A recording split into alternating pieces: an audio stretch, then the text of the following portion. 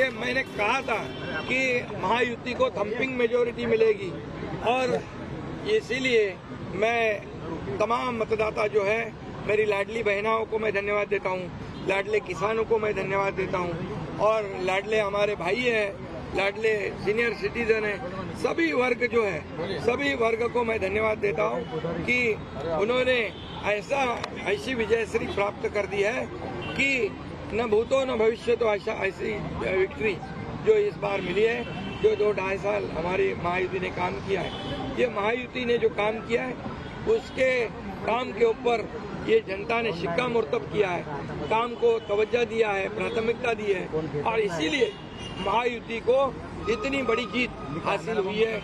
इसलिए मैं महायुति के पूरे महाराष्ट्र की जनता को तो धन्यवाद देता ही हूँ, उनका स्वागत करता हूँ, लेकिन महायुति के सभी कार्यकर्ताओं को भी धन्यवाद देता हूँ। उन्होंने जो काम किया है बहुत ही बढ़िया काम किया है और इस चुनाव में हमारे महायुति को जिताया है, इसलिए मैं बहुत बहुत उनका आभारी हूँ।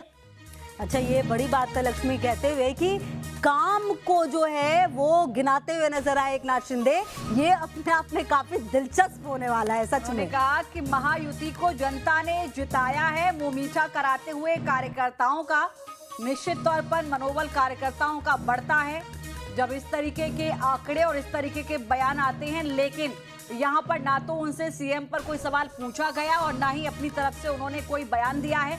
उन्होंने ये जरूर कहा कि जनता का आभारी हूँ, हमने जो काम किए विकास के उन पर मोहर लगाई है। खासकर लाडली बहना योजना का जिक्र जो है वो लगातार पूरे चुनाव में होता रहा, जिसका बड़ा असर भी नजर आया।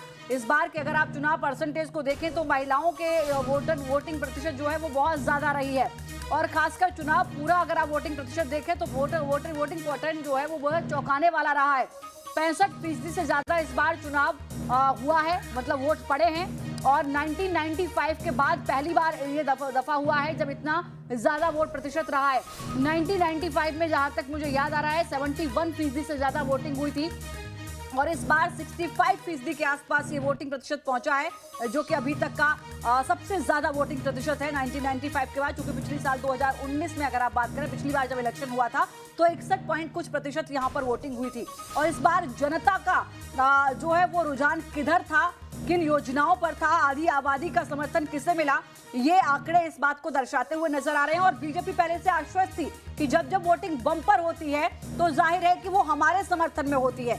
हालांकि विपक्ष इसको अलग तरीके से देख रहा था। विपक्ष का कहना था कि जब वोटिंग ज्यादा होती है तो एंटी इनकम्बेंसी नजर आती है और सत्ता पक्ष के खिलाफ वोट होता है। लेकिन जो आंकड़े सामने आए हैं वो ये बता रहे हैं कि सत्ता पक्ष के खिलाफ नहीं, एनडीए के समर्थन में ही वोट हुआ और शायद इन योजनाओं का जिक्र शिंदे कर रहे थे या अपने विकास के कार्यों का शायद उन पर ही मोहर जनता ने लगाई है। बिल्कुल मुहर वही लगी और अब आप एकनाथ शिंदे को भी सुन रहे थे। बहरहाल अब ये बड़ा होगा। अच्छा देखिए, शिंदे ने ये भी कहा कि सीएम पर महायुति की बैठक के बाद फैसला होगा, तो उन्होंने किसी का नाम नहीं लिया। हलचल जरूर तेज है, लेकिन इन सब के बीच के आखिरकार चेहरा कौन होगा और उस चेहरे पर क्या सबकी सहमति बन पाएगी, ये अपने आप में बड़ा सवाल है। बहरहाल सीएम शिंदे ने ये बात जरूर कही कि हमारे काम को सराहा गया है और हमारे काम पर जो है वो मुहर लगी है, तो अपने काम की बात जरूर कही है सीएम शिंदे ने। अब बड़ा सवाल ये है कि आखिरकार देवेंद्र फडणवीस की तरफ से भी क्या बयान आता है, उनको भी सुनना महत्वपूर्ण होगा। लेकिन महाराष्ट्र में जो है वो क्लियर मैंडेट मिलता हुआ और बीजेपी बड़े भाई की भूमिका में यहाँ पर रहने वाली है। और साथ ही साथ जो दोनों ही गुट हैं, चाहे आप शिवसेना के इस गुट की बात कर लीजिए, शिंदे गुट की, और या फिर अजीत पवार गुट की, दोनों ने ही अच्छा प्रदर्शन किया है।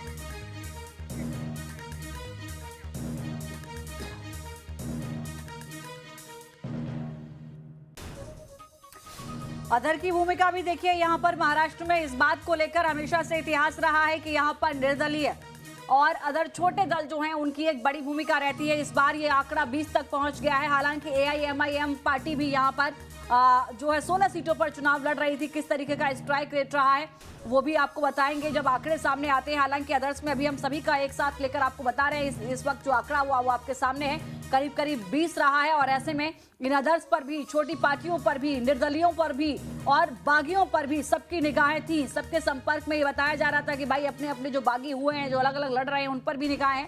लेकिन जो आंकड़े सामने आए हैं, जनता ने जो बहुमत दिया है, शायद उनके आधार पर इन सब की जरूरत अब किसी भी पार्टी को नजर नहीं आ रही है, क्योंकि जिस गठबंधन को जनता की ओर से समर्थन दिया गया है वो पूरी तरीके से सरकार बनती हुई एनडीए की नजर आ रही है।